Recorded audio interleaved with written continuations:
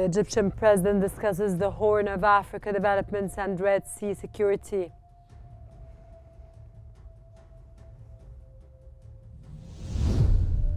Donald Trump imposes tariffs on Canada, Mexico, and China.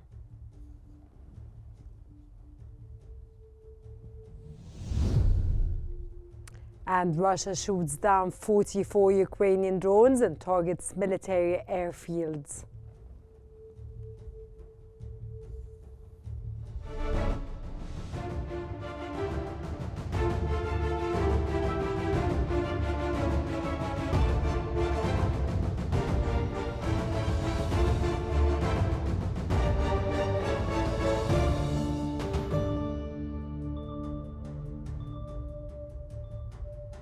It's exactly 8 p.m. Car local time and you're watching Qnews.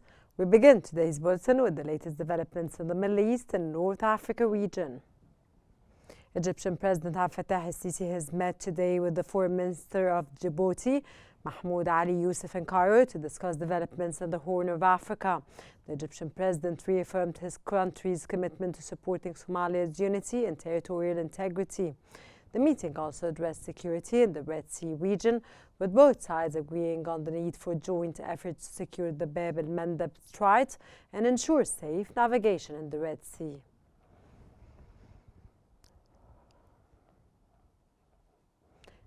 Egyptian Foreign Minister Badr Abdel-Ati has reaffirmed the strong and continuous coordination between Egypt and Sudan, emphasizing the deep-rooted ties between the two nations. Speaking at a joint press conference with its Sudanese counterpart, Abdel-Ati highlighted ongoing high-level communication between Egyptian President Abdel Fattah al-Sisi and Sudan's Sovereign Council Chairman, General Abdel Fattah al-Burhan. The minister stated that the discussions focused on recent field developments in Sudan, as well as strengthening bilateral relations. He also noted that previous agreements made during his visits to Port Sudan are being implemented through continued diplomatic engagements and reciprocal visits between the two countries.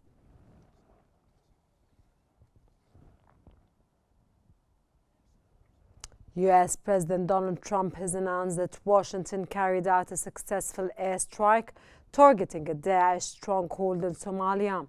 Trump stated that the strike resulted in the elimination of several Daesh operatives. Photos released by the U.S. Africa Command on Saturday showed fighter jets taking off from the flight deck of the USS Harry S.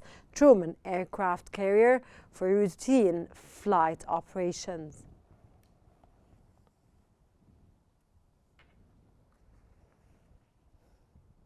And moving on to Sudan, where the Sudanese army has regained control over several towns and villages, including Wedroh and Al Jazeera state, and multiple areas east of the Nile and Khartoum state. The army has also deployed troops along key roads. Meanwhile, our correspondent reports that Sudanese military jets bombed rapid support forces position in Jebel Awliya, south of Khartoum. In a separate development, Sudanese air defenses shot down suicide drones over the cities of Tandaliti and Rabwa.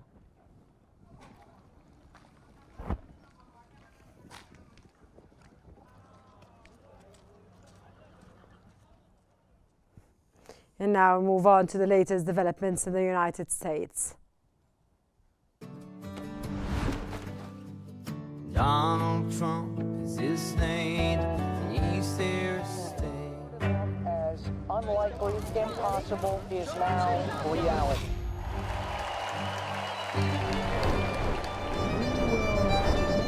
America powerful. We will win, win, win.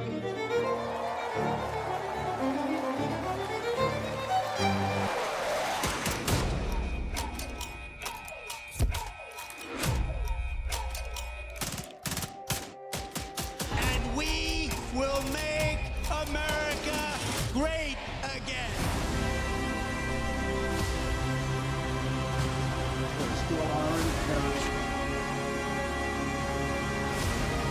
We will very quickly make America great again. U.S. President Donald Trump has imposed tariffs on Canadian, Mexican and Chinese imports, citing a national emergency over drug trafficking and illegal immigration. The tariffs, which are 25% on most goods and 10% on Canadian energy, begin February the 4th, while the White House stated it remain until the crisis subsidizes, is risking a trade war. No exemptions apply and Trump invoked emergency powers to justify the move, escalating tensions with key partner trades like the United States. Stranger things have happened. We're thinking in terms of... British Columbia Premier David Eby has criticized U.S. President Donald Trump's newly imposed tariffs, calling them unjustified and counterproductive. The 25% tariffs on Canadian and Mexican goods and 10% on Chinese imports could disrupt over $2.1 trillion in trade. Eby emphasizes Canada's efforts to diversify trade, reduce reliance on the U.S. and support workers affected by tariffs.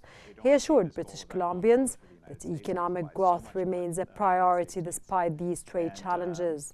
They are simply unjustified because we're here to do this work together. For that, British Columbians. Canadian Prime Minister Justin Trudeau has announced retaliatory 25% tariffs on U.S. imports, warning Americans of real consequences. Canada will impose duties on $107 billion worth of goods, with $21 billion taking effect on February the 4th and the rest within 21 days. This move follows Trump's tariffs on Canadian, Mexican and Chinese imports, escalating tensions and risking a trade war. Choice that, yes, will harm Canadians, but beyond that, it will have real consequences. And for more analysis on the situation, we now move on to Salma Marwan in our news. Thank you, Rana. And for further analysis on the U.S. tariffs that will be implemented within less than 48 hours, we're joined from District of Columbia by Chairman Emirates of Links Investment Advisory of Washington, D.C., Peter Tanyos. Mr. Peter, thank you so much for joining us on Qnews. And let me start by asking you, how do Trump's tariffs on Canada, Mexico and China compare to past U.S. trade policies? Well, they're unprecedented because we've never done anything like this before, and they are potentially catastrophic. For example, the Wall Street Journal, which is usually pretty friendly to Republicans, called this the dumbest trade move in history. That gives you a little context of where we are. Mm-hmm. Now, regarding North American supply chains and global trade, what impact could these tariffs have? That could be enormous. Let's just talk about two major industries, agriculture and automobiles. We import a lot of automobile parts to make cars in the United States. 40% of what we import comes from Canada, and we're going to charge 25% on that. You can imagine what that'll do to car prices. In agriculture, 25% of our imports in agriculture come from Mexico and a little less from Canada. 90% of all the avocados we consume in the United States come from Mexico. So this just gives you an idea of the kind of impact this will have on prices and inflation in the United States in a very quick order. Now, speaking of Canada, it's retaliated in its own way. How effective is Canada's strategy to diversify trade and reduce reliance on the United States? It obviously has some effect because both Mexico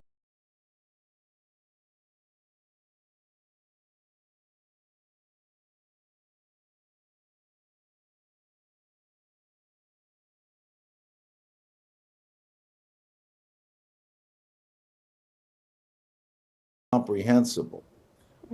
Now, looking at the wider picture, what are the potential economic consequences of a full-scale trade war between the U.S. and its key partners? The consequences, I think, are very short-lived, and I'll be happy to make a prediction for you. I think these tariffs will last a very short period of time. And I mean, maybe even just a matter of days, after which Trump will make an announcement that he has extracted huge concessions from Mexico and Canada, and he will stop the tariffs. Because otherwise, it is going to have a very, very bad effect on the American economy and also probably on the stock market. And how might these tariffs affect consumer prices and inflation in the US and Canada? If they stick, which I don't think they will, because as I said, I think Trump is going to call them off very soon, it will have a significant effect on prices. It could raise the inflation level in the United States above 3%. And that, of course, is not a good thing for the Trump administration.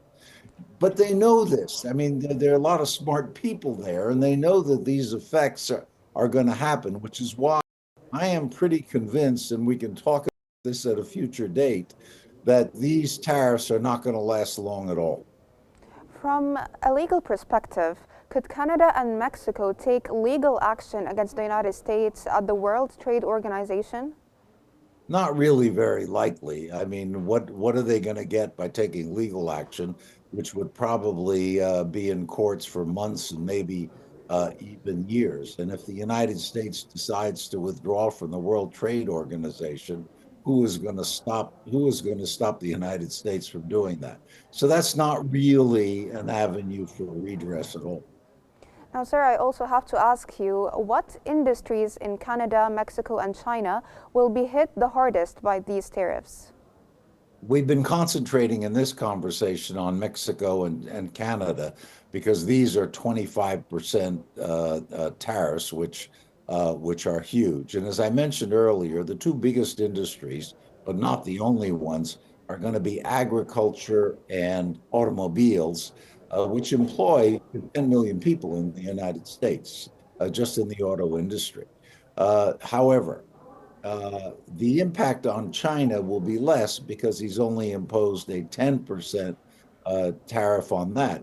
But keep in mind, we import $500 billion worth of goods from China every year. So these numbers are pretty big. And of course, China will retaliate as well. So there's nothing here to be optimistic about. And looking ahead, how might these trade policies impact U.S. relations with its allies in the long run? That's an easy one, isn't it?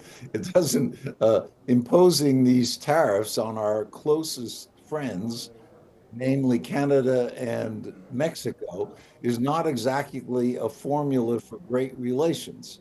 They will impact relations adversely. Our relations with China economically are already pretty bad, and this will make them worse. But as I said, I'm pretty optimistic, given the drastic consequences of these tariffs, that they are not going to last very long at all. As I said, Trump will find a way to declare victory and say, well, gee, we don't need them anymore. That was Chairman Emeritus of Links Investment Advisory of Washington, D.C., Peter Qnews. Thank you so much for joining us here on Qnews and for all the information you provided us with. And now we're going to move back to Rana in the studio. Thank you very much, Salma. U.S. authorities have restricted helicopter flights near Reagan Washington National Airport after a mid-air collision between a passenger jet and a military helicopter killed 67 people. The Federal Aviation Administration restricted helicopter flights to reduce the risk of another collision as crews work to pull the wreckage of America's deadliest air disaster in 2 decades from the river. Officials said that 41 of the victims' bodies have been recovered by Friday. Washington, D.C. Fire Chief John Donnelly told reporters that 28 of the bodies recovered so far have been positively identified. Still working. We're going to have to work with the salvage company to do some of that work. Forward. 2 military aircraft have landed in San Pedro Sula, northern Honduras, carrying more than 100 deported Honduran migrants. Honduran Foreign Minister Enrique Rene, who headed the official delegation receiving the deportees, confirmed that the first military plane arrived with 78 migrants, while the second transported 48 individuals. Rene said the 2 other civilian flights would also arrive the same day, bringing the total number of Honduran migrants deported by the United States to 352.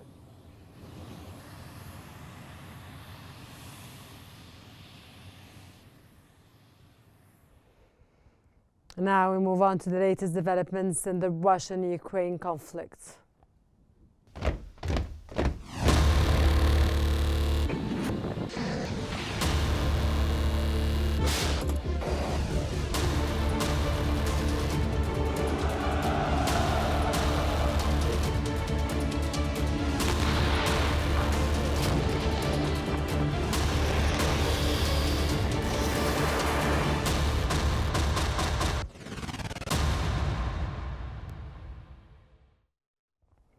Ukrainian President Zelensky has warned that excluding Kyiv from negotiations between Washington and Moscow would have severe consequences.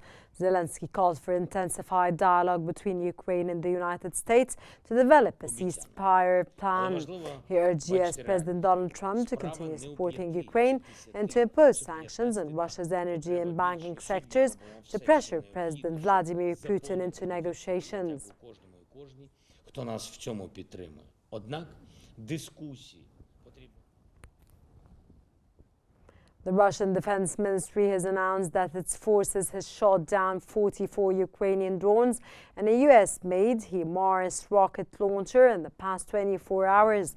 The ministry also stated that Russian strikes targeted Ukrainian military airfields and fuel shortage facilities as part of the ongoing military operations.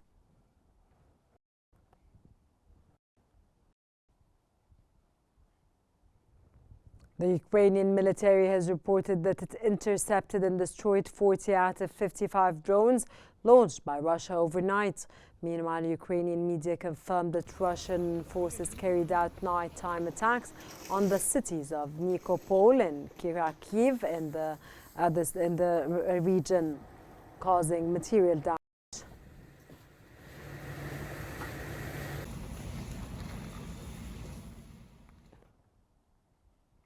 The Russian Defense Ministry has accused Ukrainian forces of targeting a boarding school in the city of Sudzhecha in Russia's Kursk region.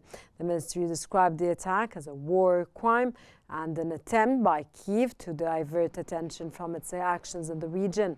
Meanwhile, local authorities in Kursk stated that there was no information yet on casualties. Russian media reported that Ukraine used US-made missiles in the attack.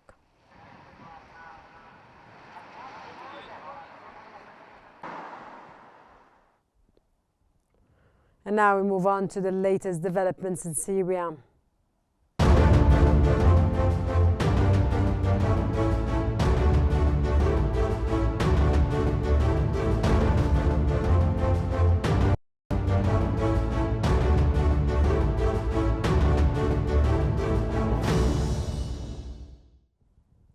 Syrian Transitional President Ahmed al-Shara and Foreign Minister Assad al-Shaybani have begun their first official visit to Saudi Arabia. Al-Shara stated that Crown Prince Mohammed bin Salman expressed strong support for Syria's future. Talks focused on energy, technology, education and healthcare, aiming to boost regional stability and economic recovery and Syria's diplomatic role. According to Syrian media, this marks al-Shara's first foreign visit following discussions in Riyadh last month.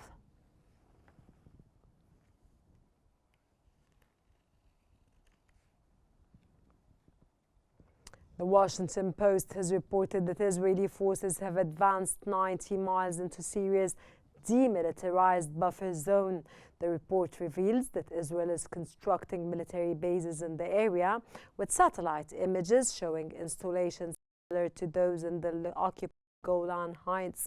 Local Syrian sources claim Israeli forces have set back checkpoints and blocked roads in Qantaraya region.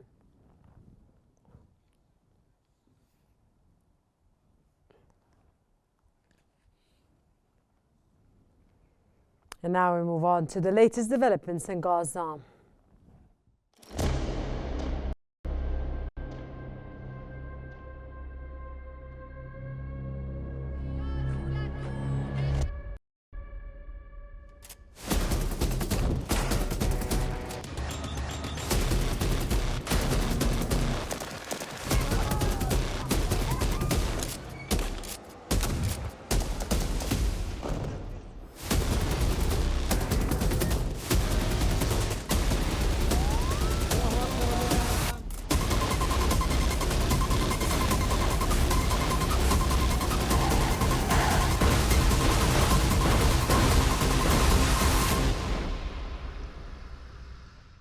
Israeli Prime Minister Benjamin Netanyahu has reaffirmed his commitment to working closely with U.S. President Donald Trump to bolster Israel's security and advance regional peace. Before departing for Washington, Netanyahu stated that his discussions with Trump would focus on key issues, including securing the release of Israeli captives in Gaza and ensuring victory over Hamas.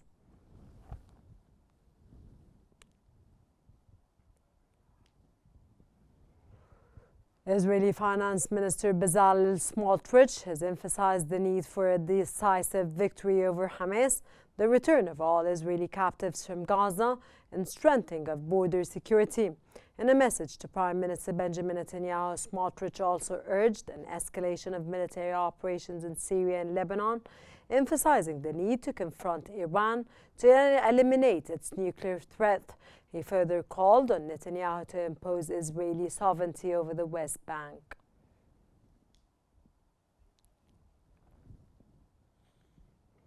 The Israeli Prime Minister's office has announced that Prime Minister Benjamin Netanyahu and Defense Minister Israel Katz agreed to appoint Eyal Zamir as the new Chief of Staff of the Israeli military, replacing Harizi Halavi. Halavi, who recently stepped down, stated that Israel remains on high alert, especially in the West Bank.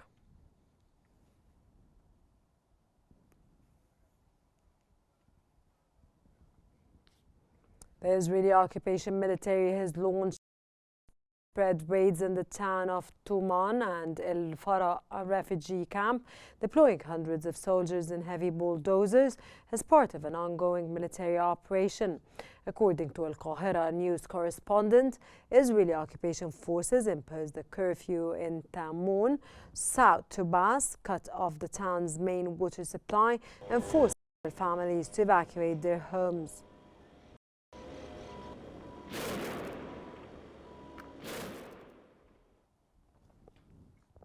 The governor of Tubas, northeastern West Bank, Ahmed Assad, has confirmed that Israeli occupation forces are carrying out a wide-ranging military operation. Governorate. He also reported that dozens of homes were evacuated and both water and electricity lines were cut off. Assad accused Israel of attempting to impose new realities on the ground in the West Bank.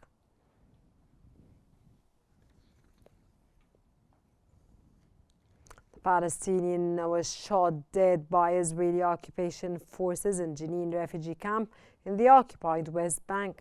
Palestinian news agency reports that the death toll from Israeli attacks on Jenin and its refugee camp has increased to 25 in the past 13 days, with dozens wounded.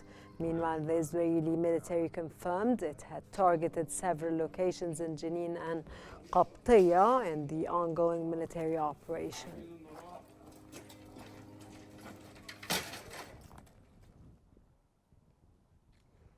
A total of 258 trucks has entered El Auja and Karam Abu Salim border crossing today in preparation for their entry into the Gaza Strip.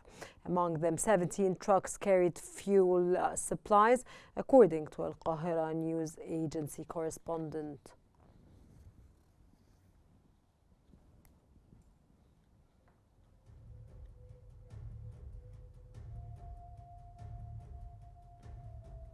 And that brings us to the end of our news bulletin. Here's what we have been covering. The Egyptian president discusses Horn of Africa developments in Red Sea security.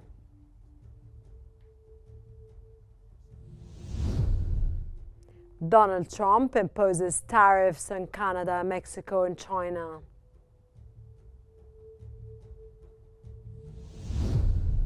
And Russia shoots down 44 Ukrainian drones and targets military airfields.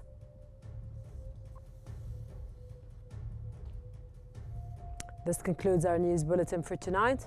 Don't forget to follow Qnews on YouTube, Facebook, X, Instagram, and TikTok at Qnews EG to stay informed. Thank you for watching and stay tuned.